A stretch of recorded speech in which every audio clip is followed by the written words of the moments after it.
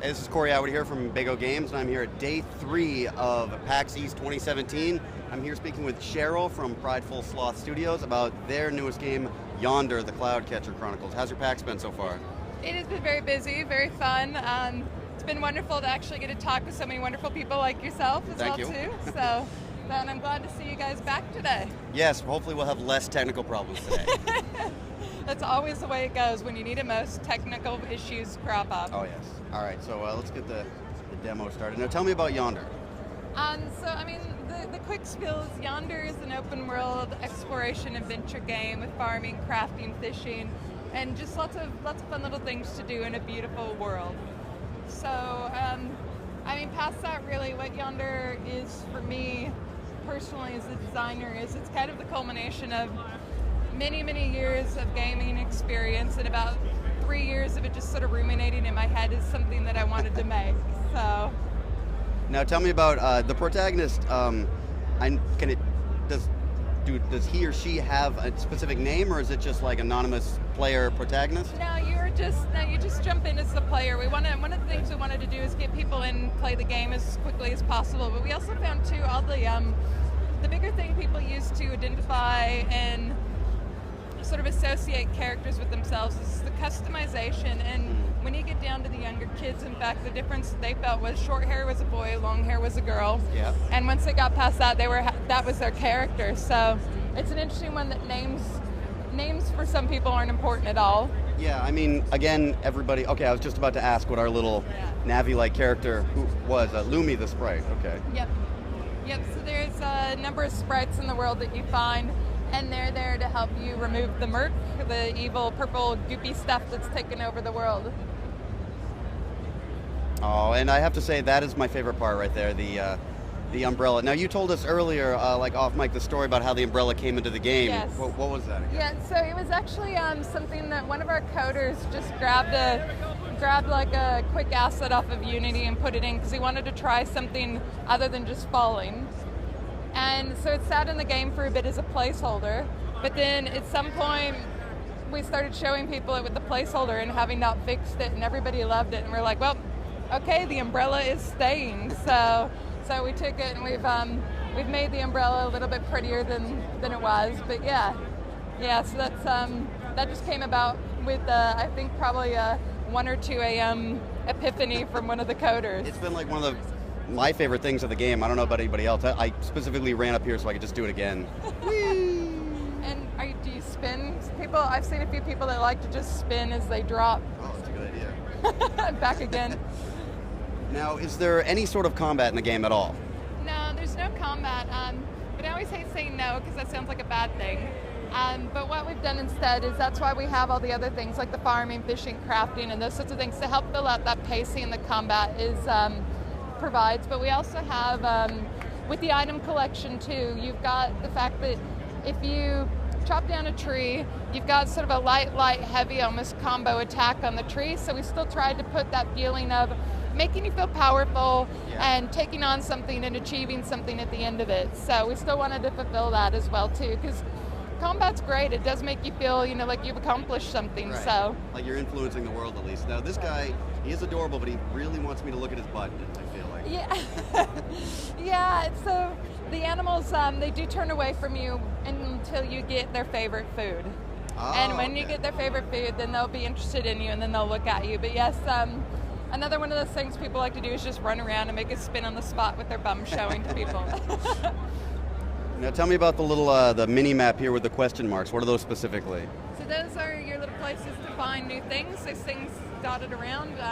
They might be quests, they might be points of interest in the world, so that's kind of for you to find out what they are. Okay. Yep. I didn't know if they were if that was like a quest item or what is the narrative? I know there's a lot of exploration in the game, but how closely tied to the game is the narrative? Can you just ignore the narrative altogether if you like? How does it work? You could. The narrative at least provides you the fulfillment of an end of something. Okay, it's not the end of game though, you can still keep playing. So the narrative's there for that. The basic story of the narrative was, the backstory that you don't get before you get in the game is that you were sent away from your home as a child, you've got a letter from your parents telling you to come back when you've grown up, which you do, but you've shipwrecked in that's when you wake up in the cave. And there's a guiding sprite. Lumi's kind of your little companion on this, but there's a guiding sprite that visits you in your dreams and kind of helps guide you through the main storyline. And it's really about helping the towns, helping the people, helping the world, removing the murk, but finding out what brought about the murk and helping stop it and make sure it doesn't come back, but also learning about your story as well through that. Okay. Now I know on your guys' website, well, your team has a lot of AAA experience, I know.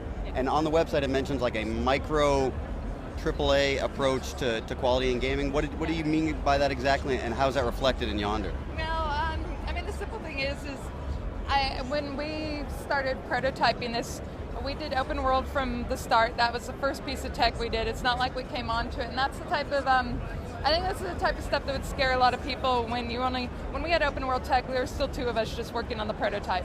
That's pretty. So that's that's the type of stuff that we bring into it.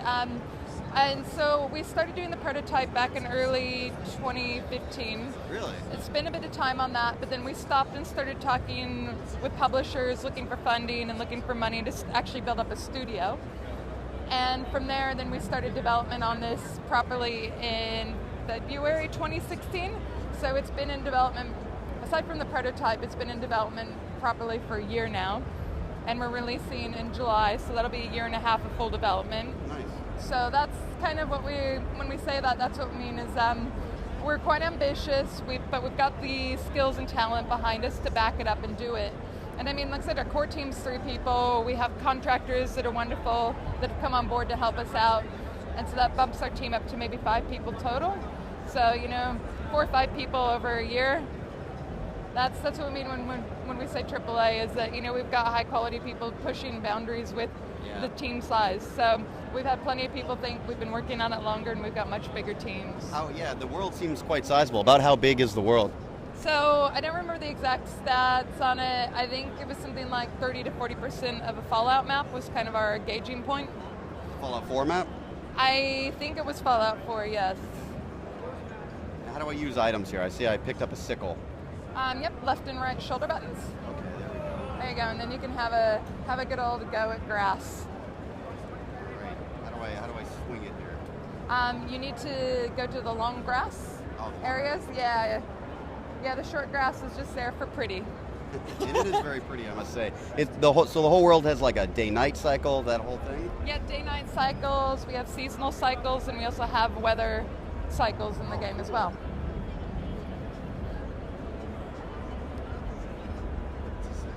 Now, I can't be the first person to make the comparison to Animal Crossing or the first comparison to Wind Waker. Yep. I'm sure you guys have got that a lot over the past 2 days. We have. We've also seen a lot of Zelda, not as good as Zelda, better than Zelda. And it's interesting because there are influences from Zelda. There's influences from a lot of games, and like I said to you guys last time we talked, I don't know many people who weren't influenced by Zelda in their life, but I actually feel it's quite different to Zelda once you get your hands on it. There's the adventure part, the exploration, but we've gone more. I've taken more influence from Harvest Moon, I felt, than Zelda has. So there you go. That's the grass you want. And that's all used for crafting, right? Yep. The fodder is also used for feeding your animals as well too. Okay. Now, when you already said when this was coming out, what platforms is it coming out for? And we're doing it on PC and PlayStation 4 to start with, and then we'll consider other platforms after we've launched and we've got a break. Oh yeah, I imagine so. Any plans for the Switch? This seems very Nintendo. It really, really heavily reminds me of Nintendo with the Zelda comparison. I can't commit to anything right now as to what we're going to do, but we're definitely going to look at our options, and that is one of them. There you go, yeah. All right, well, thank you very much, and have a good PAX. No worries, thank you so much.